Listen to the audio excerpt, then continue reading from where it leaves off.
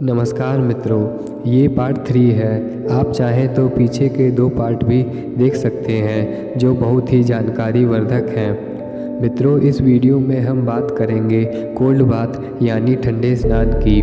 Eugene सैंडो cold bath पर बहुत ही अधिक जोर देते हैं। इन्होंने अपनी पुस्तक strength and how to obtain it में पहला पार्ट कोल्ड बाथ के ऊपर ही लिखा है और मैं भी अपने विगत 2 साल के अनुभव के आधार पर यह कह सकता हूँ कि कोल्ड बाथ वास्तव में बहुत ही लाभकारी है।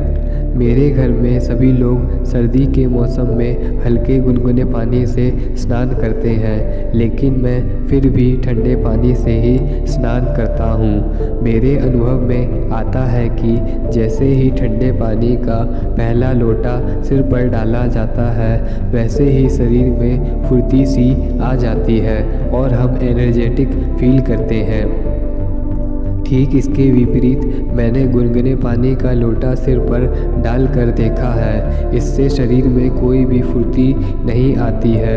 एक तो शरीर वैसे ही भीतर से गर्म होता है, ऊपर से गुनगुने पानी से स्नान करने पर शरीर पर और भी नकारात्मक प्रभाव पड़ता है। ब्रह्मचर्य पथ पर चलने वाले साधक के लिए तो गुनगुना स्नान ब्रह्मचर्य का दुश्मन ही है। जब मैंने 2 वर्ष पहले ब्रह्मचर्य पथ पर चलने का विचार किया था, तभी से मैं ठंडे पानी से स्नान करने लगा था और दिन में 2 बार सुबह और शाम को ठंडे पानी से ही स्नान करता था और अभी तक करता आया हूँ।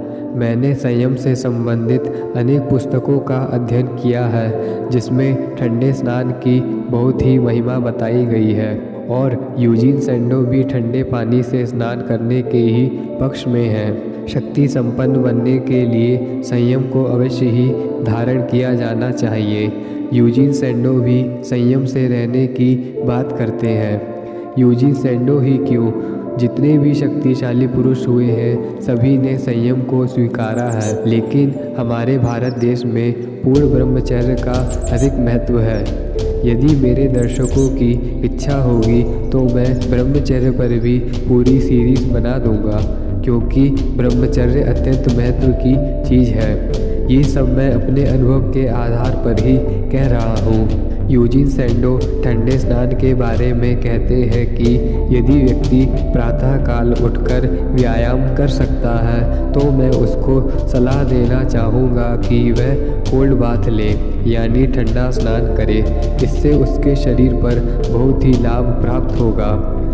कोल्ड बाथ लेते समय ऐसा कभी ना करें कि आप तौलिए से एक शरीर को रगड़ रहे हैं, फिर दोबारा कोल्ड बाथ के लोटे अपने ऊपर डाल रहे हैं और फिर आप कुछ देर तौलिए से शरीर के दूसरे अंग को भी रगड़ रहे हैं। इससे शरीर को हानि हो सकती है, क्योंकि क्या होता है कि कोल्ड बाथ लेने से शरीर ठंडा हो जाता है और उसी समय शरीर के किसी भाग को तौलिए से रगड़ने पर वह अंग गर्म हो जाता है। तो स्नान के समय शरीर को ठंडे और गर्म दोनों प्रभाव को झेलना पड़ता है, इसलिए ऐसा नहीं किया जाना चाहिए। हमारे भारत के ऋषि मुनियों ने घर्षण स्नान को अधिक महत्व दिया है। ऋषि मुनियों का कहना है कि वह स्नान से पूर्व शरीर को रगड़े, ना कि स्नान के बीच बीच में। ठीक ऐसा ही यूजीन सैंडो भी कहना चाहते हैं, क्योंकि यूजीन सैंडो ने भी शरीर विज्ञान की पुस्तक का अध्ययन किया था, जिसमें शरीर से संबंधित सभी महत्वपूर्ण जानकारियाँ होती हैं। हमारे ऋषि मुनियों ने भी अनेक शरीर विज्ञान की पुस्तकों को लिखा है। यूजीन सैंडो कहते हैं कि कोल्ड बाथ लें, इसके बाद शरीर को ठीक प्रकार से पोंछ लें। शरीर को रगड़े नहीं, प्रकृति की सहायता से शरीर स्वयं ही गर्म हो जाता है और आप वस्त्र धारण कर लें। यदि आपका शरीर स्नान के उपरांत सम नहीं हो पा रहा है तो आप वहीं पर कुछ कदम चलिए। अगर फिर भी आपका शरीर समान नहीं हो पा रहा है तो आप समझ जाइए कि ठंडा स्नान आपके लिए नहीं है। ठंडे पानी से स्नान करना गर्मियों के मौसम से ही किया जाना चाहिए, फिर उसको निरंतर करते रहना चाहिए। मैं सर्दी पकड़ने के खिलाफ सबसे अच्छा निवारक ठंडा स्नान ही मानता हूँ। अर्थात मित्रों, यूजीन सैंडो कहते हैं कि जिस किसी को भी ठंडी से बचना है तो उसको ठंडे पानी से स्नान करना ही चाहिए। मित्रों, मुझे स्वामी ओमानंद की पुस्तक का कुछ अंश याद आ रहा है जहाँ पर वह वर्णन करते हैं कि जिस टेम्परेचर में पानी जम जाता है उस टेम्परेचर में भी ठंडे पानी से स्नान करने से कोई हानि नहीं है। बाकी आगे आपकी मर्जी है, आप इसे करते हैं या नहीं करते हैं, यह आप पर निर्भर करता है। इस समय यूजीन सैंडो की आयु 24-25 वर्ष हो गई थी, जहां लोग उनके व्यायाम प्रणाली से बहुत ही प्रभावित हुए थे और वह भी सैंडो की प्रणाली को अपनाना चाहते थे। इस आवश्यकता को देखते हुए उन्होंने सैंडो स्कूल ऑफ फिजिकल कल्चर खोला। सैंडो स्कूल ऑफ फिजिकल कल्चर से अभिप्राय यह है कि यूजीन सैंडो ने एक जिम का विकास किया, एक जिम खोला जहाँ पर यूजीन सैंडो के शिष्यों को प्रशिक्षण दिया जाता था, जिसकी व्यवस्था यूजीन सैंडो, उनके मैनेजर और उनके प्रमुख शिष्यों ने करी थी। Eugene sando school of physical culture को लेकर प्रोफेसर यूजीन सैंडो के शब्द इस प्रकार हैं। हालांकि मेरी महत्वाकांक्षा हमेशा दूसरों की सेवा के लिए एक प्रणाली बनाने की थी, मुझे आशा है कि वह अब साकार हो जाएगी, क्योंकि मैं अब महिला और पुरुष दोनों के लिए प्रशिक्षण का एक स्कूल स्थापित कर रहा हूँ और समय के साथ साथ हर महत्वपूर्ण शहर में शाखाएं स्थापित करने की मेरी इच्छा है। स्कूल पूरी तरह से मेरे अपने सिस्टम ऑफ फिजिकल कल्चर पर संचालित होगा। निर्देश विशेष रूप से योग्य शिक्षकों द्वारा दिए जाएंगे और प्रत्येक अभ्यास को स्पष्ट रूप से वर्णित और स्पष्ट रूप से प्रदर्शित किया जाएगा। विद्यार्थियों को स्वयं अपने शरीर को उच्चतम सीमा तक विकसित करने का अवसर मिलेगा और समय समय पर मैं व्यक्तिगत रूप से उनकी जांच भी करूंगा।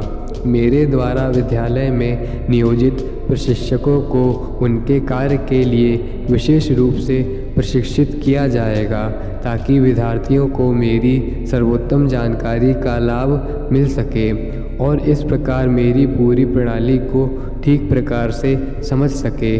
पुरुष, महिलाओं और बच्चों के लिए कक्षाओं के अलावा निजी पाठों की भी व्यवस्था की जाएगी। मेरे प्रबंधक और मेरे प्रतिनिधि मेरे बहनोई मिस्टर वारविक बुक्स जून होंगे, जो मेरे अब तक के सबसे अच्छे शिष्य हैं।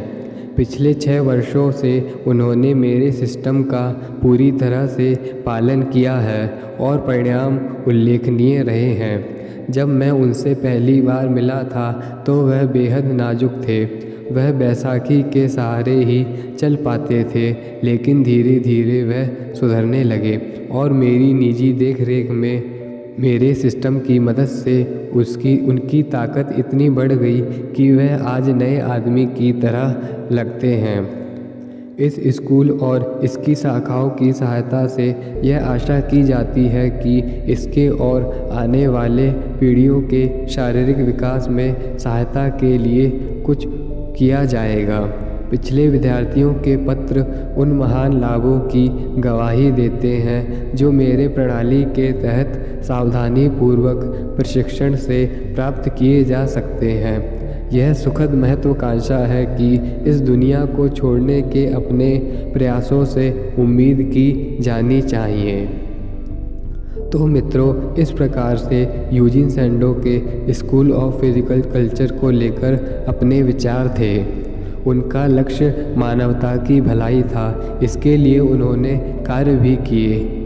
अनेक शक्तिशाली पुरुष हैं जिनके ऊपर भी पूरी सीरीज़ बनाई जाएगी, लेकिन मित्रों यूजीन सैंडो मुझे अधिक प्रिय हैं। इनके जीवन चरित्र ने मुझे अधिक प्रभावित किया है। इनके जीवन चरित्र से बहुत कुछ सीखा जा सकता है, इसीलिए मैंने इनके जीवन चरित्र को सर्वप्रथम उजागर करने का प्रयास किया है।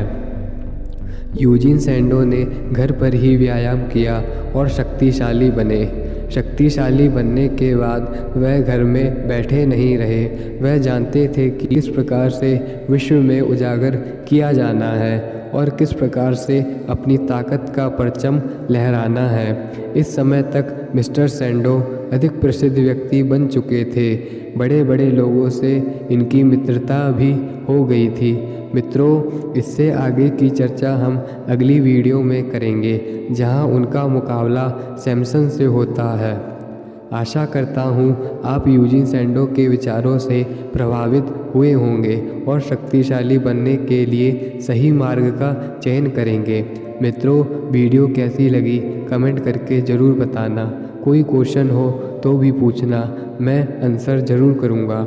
हो सके तो वीडियो मित्रों को भी शेयर करना, जिससे उन्हें वास्तविक जानकारी प्राप्त हो। मिलते हैं इस वीडियो के अगले पार्ट में।